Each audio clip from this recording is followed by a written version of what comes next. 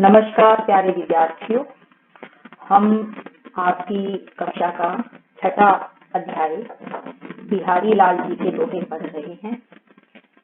कुछ दोहे हम पढ़ चुके हैं, आइए आगे शुरू करते हैं। बिहारी लाल जी कहते हैं कि हो रीझी लखी रीझी हो, छवि ही छवि ले ला।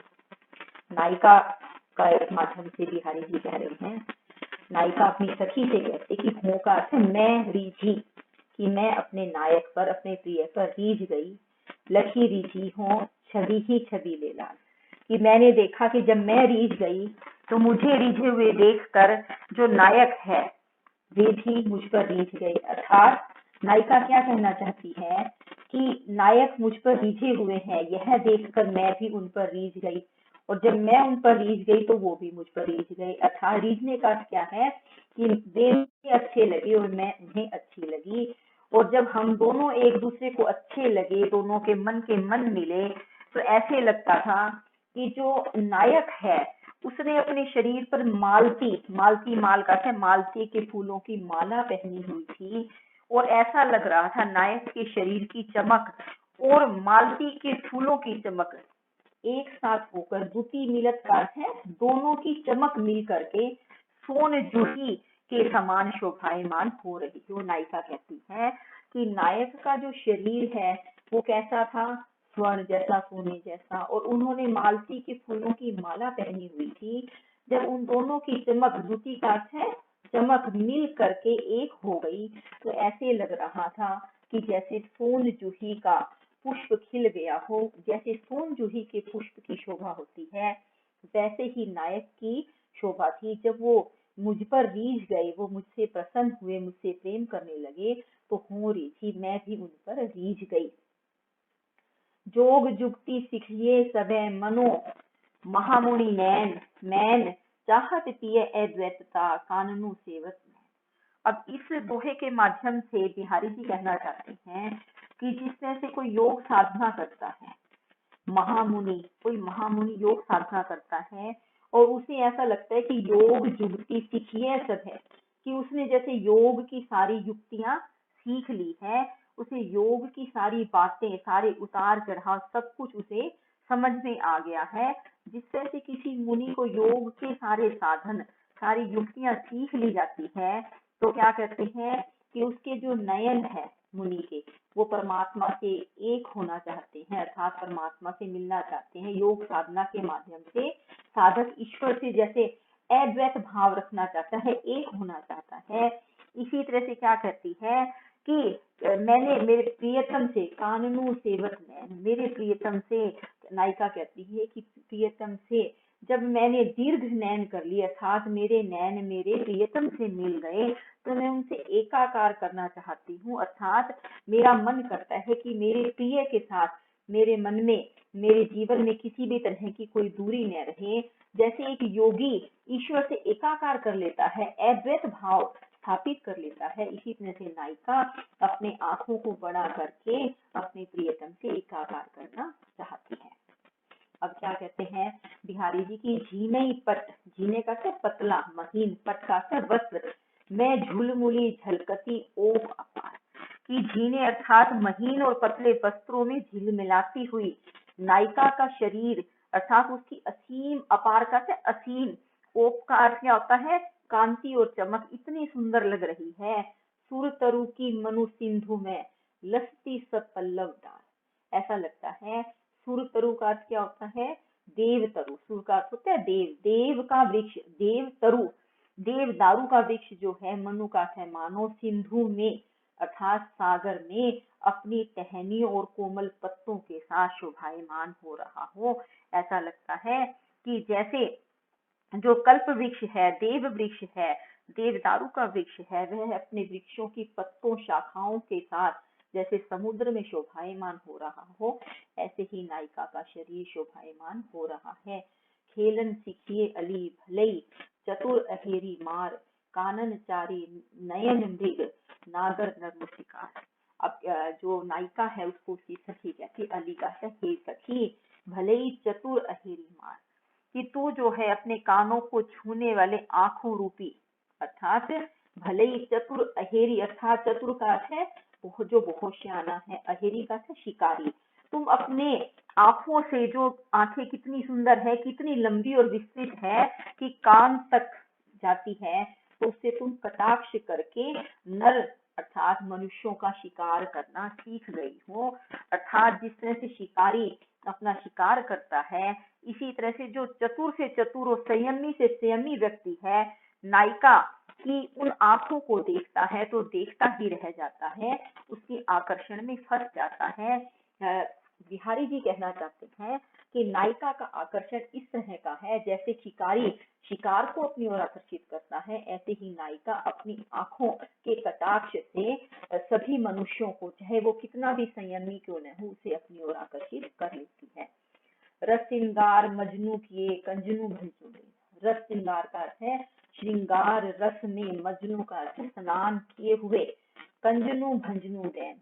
नायिका जो है कितनी सुंदर है, उसके नेत्र कितने सुंदर हैं। जो रस श्रृंगार में स्नान किए हुए नायिका है, उसके आंखें कितनी सुंदर है। कंजनू भंजनू दैन, कंजनू का अर्थ कमल के पुष्प को भी पराजित करती है, अर्थात जिसमें से कमल के पुष्प की शोभा होती है, उस तरह से भी ज्यादा नायिका के जो नेत्र हैं वह इतने सुंदर दिखाई दे रहे हैं। अंजनू रंजनू हो बिना, अंजनू का अर्थ अंजन अर्थात काजल, काजल लगाए बिना ही खंजनू गंजनू गए, कि खंजन पक्षी की आंखों को भी मात दे रहे हैं। जो बिहारी जी हैं उन्होंने नायिका की सुंदर आंखों की दो चीजों से तुलना की है, एक कमल के पुष्प से और दूसरा खंजन पक्षी की आंखों से। वो क्या कहना चाहते हैं कि तुम्हारी आंखें जो है इतनी सुंदर दिखाई देती हैं। सायक सम मायक नयन रंगे त्रिविध रंग दात, जखो विलखी दूरी जात जल लखी जल जात। अब बिहारी जी फिर से नायिका के आंखों की सुंदरता का वर्णन करते हुए कहते हैं, सायक का अर्थ क्या है, ऐसे लगता है कि संध्या काल के समय में, सायक सम का अर्थ समान, संध्या काल के समान, मायक नयन तुम्हारे नयन जो है मायावी है, ऐसा लगता है। रंगे त्रिविध रंग गात, तुम्हारी आंखें जो है ऐसा लगता है जैसे 3 रंगों में रंगी हुई है, सफेद काली और लाल रंगों से तुम्हारे नयन रंगे हुए हैं। और संध्या समय मायावी, जैसे कहते हैं ना कि जो मायावी राक्षस आदि होते हैं, जिसको भी माया आती है संध्या के समय उनकी शक्ति बढ़ जाती है। तो लेखक कवि का उनकी तरफ संकेत क्या है कि नायिका की आंखें इतनी सुंदर और मायावी हैं कि जैसे 3 रंगों में रंगी हुई हैं। और क्या कहती है, जखो बिल की दूरी जात जल। और वो क्या कहते हैं कि जिस तरह से मछलियां जो है, जखो का अर्थ क्या है मछलियां, विलखी दूरी जात जल, उसे देख करके जो मछलियां हैं उसकी आंखों के सौंदर्य को देख करके जो मछली है वो भी दूर जल में कहीं दूर चली जाती है। लखी जल जात लजात, जल जात का है जो जल से उस पर है, कमल का पुष्प भी उन्हें देख करके लजा जाता है। अब यहाँ पर नायिका की आंखों की दो चीजों से तुलना की है, जखो अर्थात एक तो मछली से और दूसरा क्या है जलजात अर्थात कमल के पुष्प से। और क्या कहते हैं बिहारी जी कि संध्या समय के समान तुम्हारी आंखें बड़ी ही मायावी हैं, जो 3 रंगों से रंगी हुई दिखाई देती हैं। तुम्हारी आंखों की सुंदरता को देखकर मछली जो है दूर चली जाती है जल में, और जो जलजात अर्थात कमल का पुष्प है देख करके लजा जाता है। वर जीते सर मैन के ऐसे देखे मैंने, हरिणी के नैनानु तई हरिणी के नैन। अब भगवान हरि अर्थात कृष्ण से राधा की सखी जाकर के कहती है, दूती जो उनका संदेश लेकर जाती है, जैसे उसकी सखी है, सेविका है या दूती हम कुछ भी कह सकते हैं, कि नायिका के नेत्र इतने सुंदर हैं, उतने सुंदर मैंने पहले कभी नहीं देखे हैं। वर जीते सर मैन के ऐसे देखे मैंने, कि मैंने इतने सुंदर आंखें पहले कभी नहीं देखी हैं, वे इतनी सुंदर आंखें हैं। ये नेत्र जो हिरणी के नेत्रों से भी सुंदर है। हरिणी के ए नैन, कि वर जीते सर मैन के, मैन किसको कहा गया है, कामदेव को, कि कामदेव के जो बाण हैं उनको भी जीतने वाले, और हिरणी अर्थात जो हिरण की सुंदर आंखें हैं उनको भी लजाने वाली इतनी सुंदर आंखें मैंने आज तक कभी नहीं देखी है। नायिका जा करके कृष्ण को राधा जी के बारे में कहती है कि अंग अंग नग जग मगत दीप शिखा सी देह दिया बढ़ाए हू रहे बड़ो उजियारोगे है। क्या कहते हैं कि जो नायिका है उसने अपने अंग अंग में इतने आभूषण धारण कर रखे हैं और जो उनमें नग चढ़े हुए हैं, जो माणिक रत्न आदि चढ़े हुए हैं, उनकी कांति से, उनकी शोभा से, उनकी चमक से उसकी देह अर्थात शरीर दीप शिखा के समान जल रही है। ऐसा लगता है कि जैसे सारा शरीर जो है दिए की लो के समान चमक रहा हो। दिया बढ़ाए हो रहे कि यदि दिए को बुझा भी दिया जाए, दिया बढ़ा भी दी जाए, तो ऐसा लगता है घर के अंदर, गेह का अर्थ है घर के अंदर उजियारा छाया हुआ है। अर्थात घर के अंदर रोशनी करने के लिए नायिका के अंग अंग में जो नग आदि हीरे रत्न मोती जड़े हुए हैं, जो आभूषण उन्होंने पहने हुए हैं, उनकी ही चमक और शोभा इतनी ज्यादा है। आगे क्या कहते हैं कि छुटी ने शिशुता की झलक झलक्यो जोवनु अंग दीप ही देह दुहुन मिली दीप्ति तापता। कि अभी उनकी पूरी तरह से शैशव अवस्था समाप्त नहीं हुई है और युवा अवस्था शुरू हो गई, अर्थात नायिका जो है किशोर अवस्था में है। छूटी ने शिशुता की झलक अर्थात शैशव अवस्था समाप्त नहीं हुई है और झलक्यो जोवनु अर्थात जौवन का अंग झलकने लगा है, अर्थात उनकी किशोर अवस्था आ गई है। और जो यह व्यय संधि है, दो तरह की उम्र की जो संधि है, दीप ही देह दुहुन मिले, इस तरह से इन दो पड़ावों में जो देह मिली हुई है तो उसकी शोभा ऐसे लगती है जैसे ताफ्ता रंग का कपड़ा शोभायमान होता है। ताफ्ता एक ऐसा कपड़ा है जिसमें दो प्रकार की चमक उत्पन्न होती है, दो रंग का होता है, दो शेड होती है। तो कहते हैं कि जैसे ताफ्ता रंग में दो कलर, दो रंग दिखाई देते हैं, इसी तरह से जो नायिका है उसका शरीर शोभायमान हो रहा है।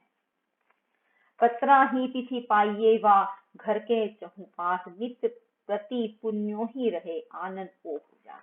आनंद का अर्थ है मुख, ओप का अर्थ है चमक, उजास का अर्थ है कि मुख की चमक के उजाले से नायिका के घर के आसपास नित्य प्रति का अर्थ हमेशा ही पूर्णिमा की तिथि छाई रहती है, इसलिए उनके पास चांद आदि को देखकर तिथि का पता नहीं लगाया जा सकता।